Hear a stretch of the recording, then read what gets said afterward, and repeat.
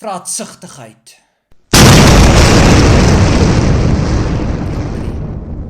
Dik vir dit, dik van dat, dik van praat, dik van verdig, dik trolhou, vraat en verslind stap hand aan hand, verpluk en oordik, brood en spek, spek skiet en doodskiet, verdig en 'n verdigsel, praat en vraat stap hand aan hand, vraat van lieg, vraat van vat,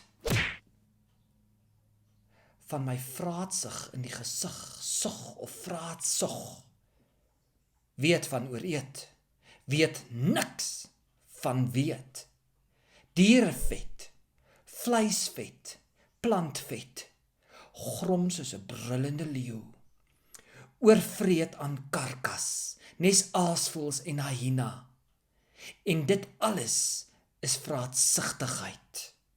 Ek is nou dik en gaan ophou tik.